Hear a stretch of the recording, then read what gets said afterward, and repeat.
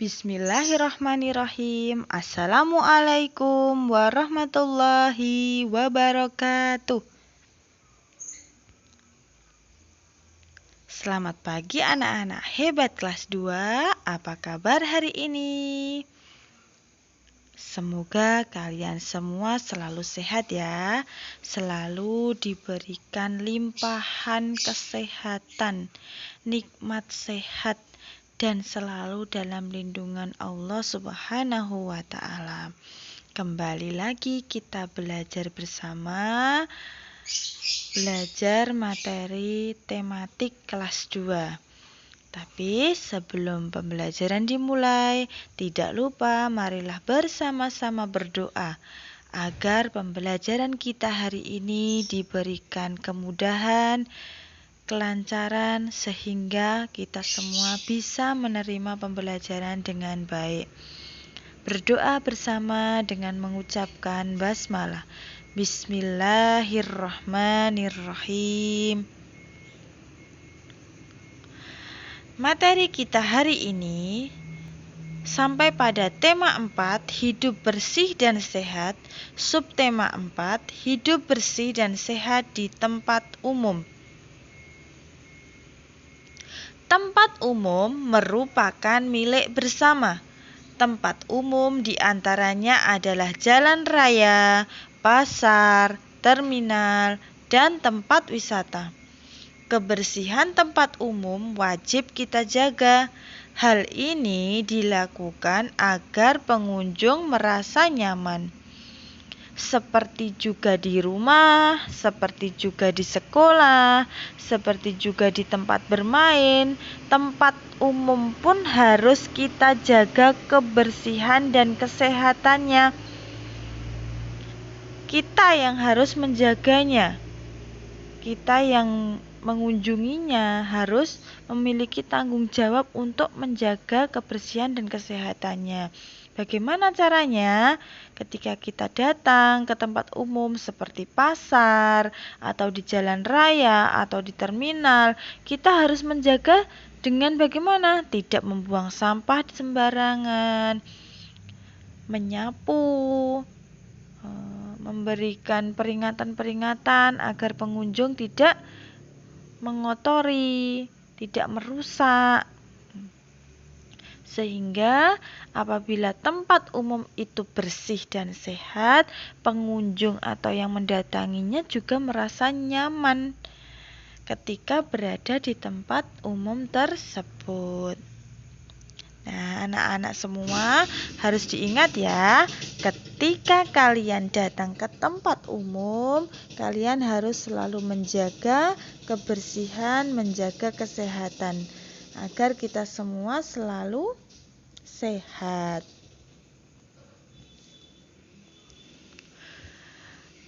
Kelas Dayu melakukan karya wisata. Mereka berkunjung ke Kebun Raya Bogor. Petugas memberikan penjelasan kepada Dayu dan teman-teman. Nah, berikut perbincangan petugas karya wisata dan anak-anak teman-teman Dayu. Adik-adik, terima kasih telah berkarya wisata di Kebun Raya Bogor. Di sini banyak tanaman hias. Di sini juga ada hutan lindung. Kita selalu membersihkannya setiap hari. Mengapa harus dibersihkan, Kak? Di sini kan hanya ada pohon-pohon, jadi tidak harus dibersihkan pun tidak apa-apa. Betul, walaupun begitu harus tetap dibersihkan. Hutan ini harus tetap asri dan indah dipandang. Nah, ketika kita berkarya wisata atau mengunjungi sebuah tempat yang di sini alam ya contohnya, kita pun harus menjaganya. Karena alam itu sangat berpengaruh bagi kehidupan kita. Apabila alam itu tetap asri, pepohonan itu banyak, itu akan menjauhkan kita dari bencana alam, mencegah terjadinya banjir, longsor, dan sebagainya. Nah, Di sini ada makna kata dari karya wisata, tanaman hias, dan hutan lindung. Karya wisata adalah kunjungan ke suatu objek dalam rangka menambah pengetahuan. Kita datang ke suatu tempat untuk belajar, untuk mempelajari apa yang ada di tempat tersebut. Itu dinamakan karya wisata. Tanaman hias adalah tanaman yang digunakan untuk hiasan.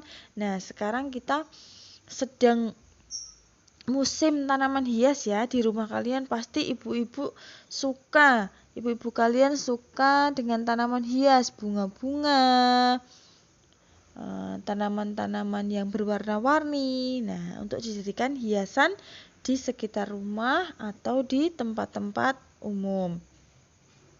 Kemudian yang terakhir hutan lindung, yaitu kawasan hutan yang dilindungi oleh pemerintah. Hutan yang dilindungi oleh pemerintah. Jadi bukan milik pribadi tetapi milik pemerintah, yang dibudidayakan, yang dilindungi tanamannya, hewan-hewan yang ada di dalamnya, itu semua dilindungi. Kita lihat gambar di atas. Ini merupakan sebuah karya seni yang dibuat dari bahan alam. Tahukah kamu alat dan bahan untuk membuat hiasan seperti gambar di atas? Nah, bahan-bahannya terbuat dari alam. Alat dan bahannya apa saja? Gunting atau pisau karter, pensil, kertas, dan lem kayu, serta daun kering, misalnya daun nangka, daun jambu biji, daun rambutan, atau bisa juga daun pisang yang sudah kering. Nah, dan daun-daun yang lain kita bisa manfaatkan ya. Sedangkan cara membuat hiasan dari daun kering yaitu membuat sketsa atau gambar rencana hiasan pada kertas. Gunting daun sesuai bentuk gambar yang telah dibuat. Tempelkan daun yang telah digunting pada kertas dengan menggunakan lem kayu. Atur dengan rapi susunan daun agar terlihat indah. Hiasan siap untuk dipajang. Nah, harus tahu ya urutannya dalam membuat sebuah karya seni. Di sini dari bahan alam. Apa saja alat dan bahannya dan bagaimana cara membuatnya. Dayu dan teman-teman membuat hiasan berupa vas bunga. Vas bunga berbentuk balok. Nah, kita lihat vas bunganya di sini berbentuk balok. Balok merupakan contoh bangun ruang. Bangun ruang mempunyai rusuk, sisi, dan titik sudut. Nah, seperti kemarin kita sudah mempelajari tentang sisi, titik sudut, sudut. Nah, di sini balok mempunyai rusuk, sisi, dan titik sudut. Bisa kita lihat di sini gambarnya, sisi itu adalah bagian yang bisa kita lihat dari sebuah benda. Nah, di sini ada balok, maka sisi yang bisa kita lihat ada di atas, bawah, samping kanan, samping kiri, depan, dan belakang. Jadi sisinya ada berapa? 1, 2, 3, 4, 5, 6. Ya, benar atau salah? Ada 6. Depan, belakang, 2, samping kanan, samping kiri, 4, ditambah atas dan bawah. Sisinya ada 6. Ada 6 sisinya. Sedangkan titik sudutnya bisa kita hitung. Titik sudut itu atau kita bisa cara mudahnya pojokannya. Pojok-pojoknya ada berapa? Nah, kita hitung 1 atas ya, 1, 2, 3, 4 ditambah bawahnya 1, 2, 3, 4. Jadi titik sudutnya ada 8. Sedangkan rusuknya ada berapa rusuknya? Nah, rusuknya itu garis-garisnya itu ya. Bisa kita hitung dari bawah. Dari bawah ada 4. Atas ada 4 tutupnya dan yang berdiri ada 4. Jadi rusuk atau ruas garisnya ada 12. Balok mempunyai 12 rusuk, 6 sisi dan 8 titik sudut. Kemudian kita lihat di sini. Ini ada sebuah karya seni lagi. Kira-kira terbuat dari apa ya ini? Ya, terbuat dari manik-manik. Nah, bisa kita temukan ya, kita bisa beli di toko-toko aksesoris. Nanti kita bisa membuat macam-macam karya seni yang kita kehendaki. Di sini contohnya bisa membuat tas, membuat keranjang, gantungan kunci, dan hiasan meja. Nah, untuk cara membuat hiasan dari manik-manik adalah sebagai berikut. Alat dan bahannya gunting, benang atau nilon atau senar, manik-manik. Nah, jika manik-manik tidak ada dapat digunakan bahan dari plastik, misalnya sedotan. Cara membuatnya adalah siapkan beberapa buah manik-manik berbahan plastik.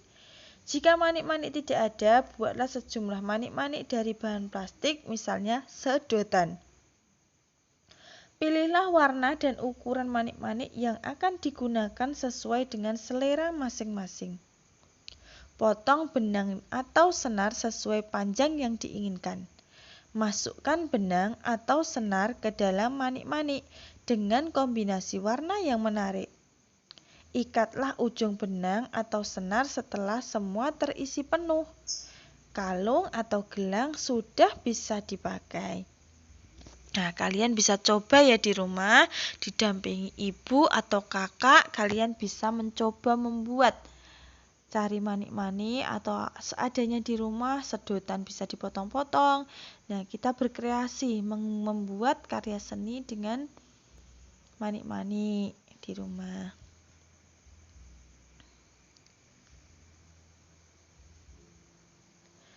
Cukup sekian ya pembelajaran hari ini. Anak-anak selalu jaga kesehatan, jaga kebersihan. Semoga pandemi ini cepat berakhir, cepat berlalu, kita kembali sehat, kita kembali beraktivitas seperti dulu kala. Anak-anak harus mempersiapkan diri. Beberapa hari lagi kita akan melaksanakan penilaian akhir semester atau PAS yang nanti insya Allah sekolah kita dilaksanakan tanggal 30 November. Jadi sisa-sisa hari terakhir ini kita manfaatkan seefektif mungkin untuk belajar, kurangi bermain, perbanyak belajar, berdoa, beribadah agar semua bisa diberi kelancaran dan kemudahan. Untuk hari ini tidak ada tugas tema. Kalian anak-anak belajar lagi mengulang materi-materi yang sudah lalu, bisa membuka di materi-materi yang ada di link YouTube wali kelas masing-masing. Ya, di sini ada 2 ya, bisa Bu Winda, bisa Bu Tika. Terima kasih. Wassalamualaikum warahmatullahi wabarakatuh.